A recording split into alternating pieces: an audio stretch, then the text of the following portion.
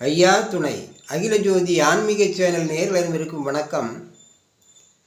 ராவணனுடைய கொடுமைகளிலிருந்து தேவர்களையும் மக்களையும் காப்பாற்றுவதற்கு எந்த விதமான உபாயங்களை மேற்கொள்ளலாம் என்று திருமால் ஈஸ்வரிடத்திலே ஆலோசிக்கின்ற பொழுது,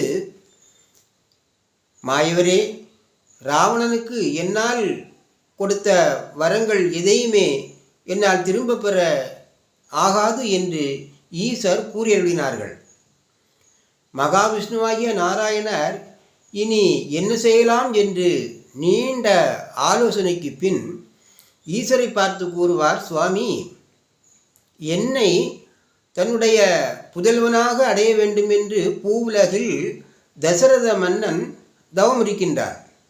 அதுபோல திருமகளாகிய மகாலட்சுமி தனக்கு புதல்வியாக பிறக்க வேண்டும் என்று தினகர மன்னனும் தவம் இருக்கின்றார். ஆகையால் எங்கள் இருவரையும் பூமியில் பிறவி செய்வது நலம் என்று நினைக்கின்றேன். மேலும் முந்தைய முறைப்படியே தேவர்கள் அனைவரையும் வானரங்களாகவும், பார்க்கடலில் நான் பள்ளி கொண்டிருந்த பாம்புராஜனாகிய ஆதிசேஷனையும், வெள்ளிமணி மெத்தையையும், வீட்டிற்கும் ஆசனத்தையும் ஆகிய இம்மூன்று பேர்களையும் என்னோடு வரும்படியாக பிறவி செய்து எங்களை பூவுலகம் அனுப்பி வையுங்கள் என்று ஈசரிடம் திருமால் கூறி அறிவுறுத்தினார்கள்.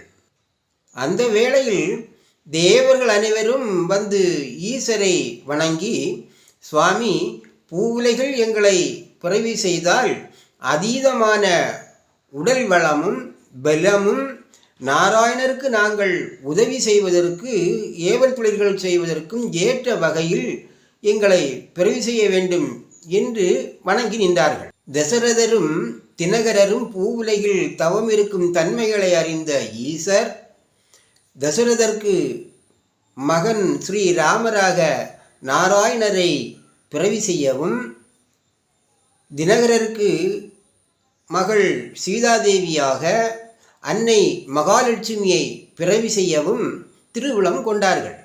அப்பொழுது திருமால், சுவாமி, தசரத சக்கரவர்த்தி மகனாக என்னை பூவுலகில் பிறவி செய்வதற்கு வேறு ஏதாவது காரணங்கள் இருக்கின்றனவா என்று ஈசரிடத்திலே கேட்டார்கள். அதற்கு ஈசர் என்ன கூறினார் என்பதை நாம் அடுத்த பதிவிலே அறிவோம்.